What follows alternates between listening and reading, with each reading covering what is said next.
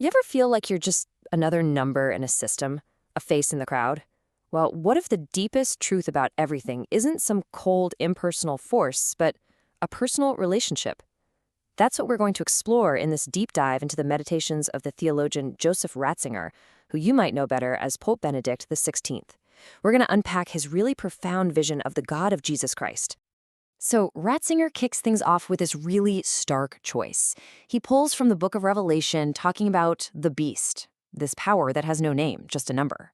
And the real terror of the beast, he says, is that it turns us into numbers. We become interchangeable cogs in some giant faceless machine. But then he puts up a completely different reality against it. God has a name. And this sets up two totally different worlds we can live in. On one side, you've got the world of the number. That's where you are what you do, your job title, your function.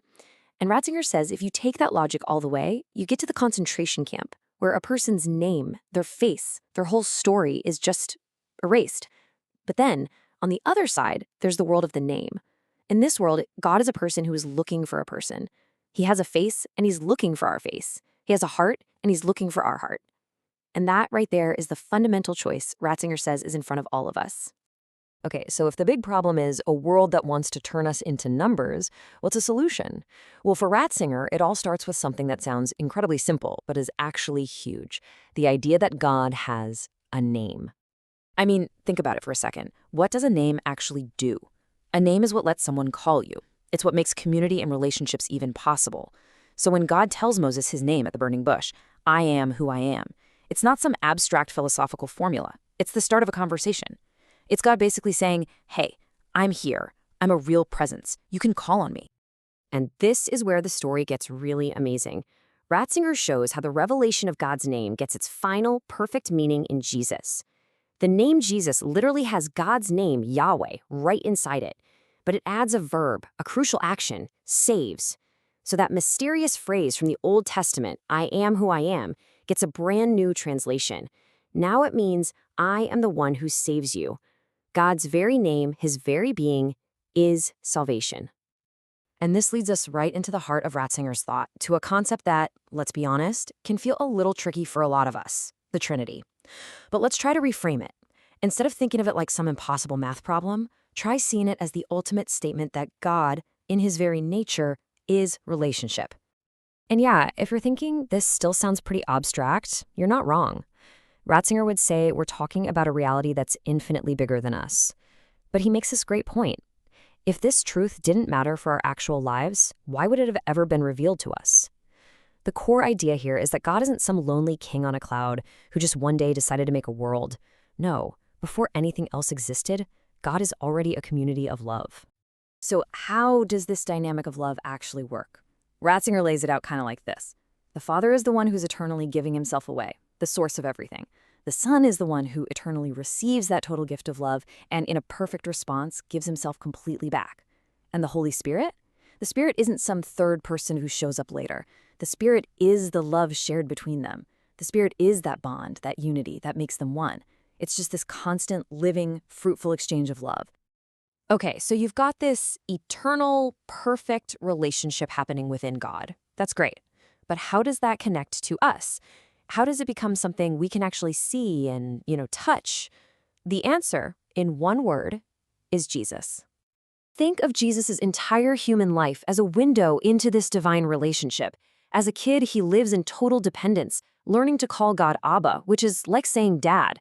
His quiet life in Nazareth shows us that this divine reality isn't just for temples. It's right there in the middle of ordinary, everyday work and family.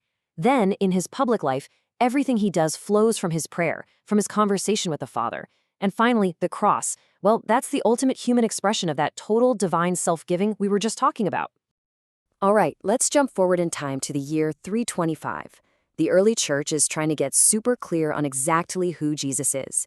And they land on this one, very technical, very Greek word, homoousios.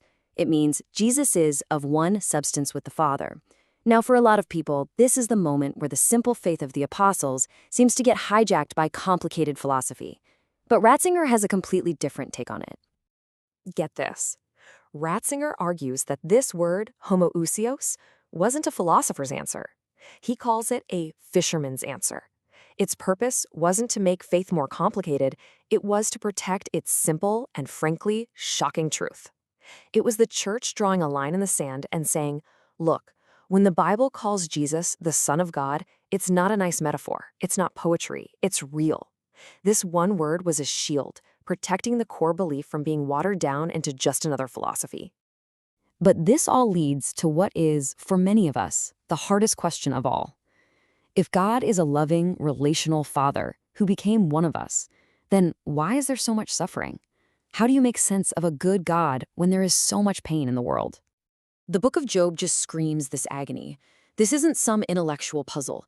It's the raw, gut-wrenching cry of a person in pain who feels completely and utterly abandoned by God. It's that feeling that God is just gone, right when you need him the most. And that cry, it echoes through all of human history. And here's Ratzinger's crucial insight. God does not respond to this cry with a neat little argument or a philosophical book. He doesn't try to explain suffering away. His answer isn't a theory. His answer is an event. It's a person. The cross is God's action. It's God refusing to be a distant observer. Instead, his compassion gets a body and dives right into the mess with us. He enters our suffering, he shares our death, and by doing that, he transforms it from the inside out. Suffering is no longer just a meaningless curse.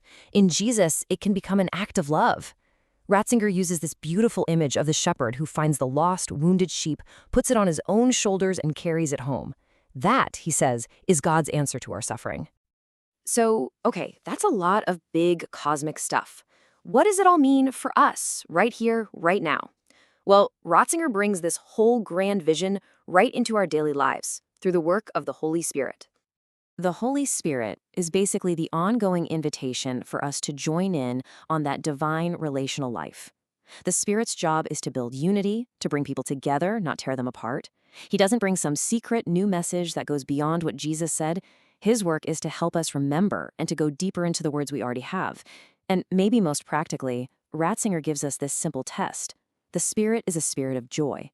He says, and I love this, where joylessness rules and humor dies, we may be certain that the Holy Spirit is not present. And that brings us right back to where we started, doesn't it? Ratzinger's whole meditation is a challenge. It's a call for us to move from that impersonal world of functions and numbers to a personal world of names and relationships. He shows us a God who isn't some distant idea, but a community of love who jumps into our history, shares our suffering, and invites us into his own life. So the final question is really for us. In a world that is always trying to reduce you to a number, what does it truly mean to live as a name?